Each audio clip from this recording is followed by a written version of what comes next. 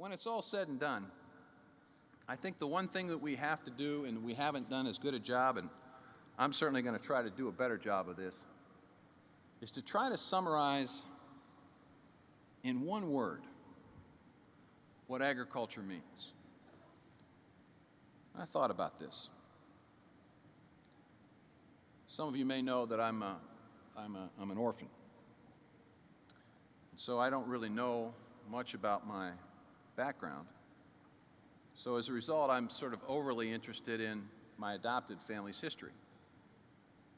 And it wasn't until long ago that, just a few months ago, that I found out that my great-grandfather on my father's side was a farmer. So that means I'm grandfather, father, myself. I'm 3 generations removed from the farm. Now, that farmer, Jacob Vilsack, was successful enough that he was able to have children, and those children had options. And one of those children decided not to farm, but to go into business, into the brewing business. He established a very successful brewery in Pittsburgh. That brewery business enabled him to have 12 children and enabled him to expand his operation beyond the brewing business to include a banking opportunity and real estate and several other business opportunities that he then made available to his children. And his children my father went into the real estate business. Because of his work and sacrifice, he enabled me to have the best education in the world, and that gave me the option to choose to be a lawyer.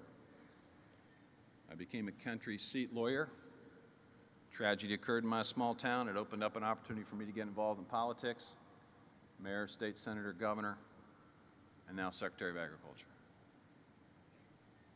But it all started with agriculture. The reality of this country is that not long ago, virtually everybody in this country did not have the options that my family had. That the only option was to stay on the farm because staying on the farm meant survival for you and your family. There wasn't any thought about moving off the farm because there simply wasn't the opportunity or the option. But then along came generations of farmers like yourselves. Along came folks who said, you know, we can do better. We can expand production. We can develop machinery that will allow us to do more work. And over time, 90% of the population that lived in rural America and that farmed when this department of the USDA was founded, 90% slowly reduced. So today it's 15% who live in rural America and less than 1% who farm. What do the other 99% do? What options do they have available to them because they don't have to worry about where their food comes from? They are not required to stay on the farm because there's less than 1% of America that's handling it, that's producing so much that we can feed ourselves and feed the world.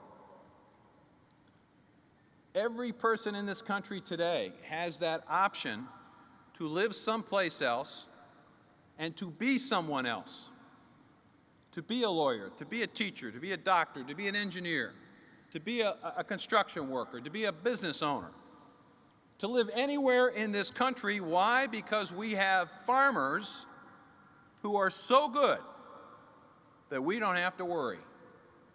And we get to do what we want to do.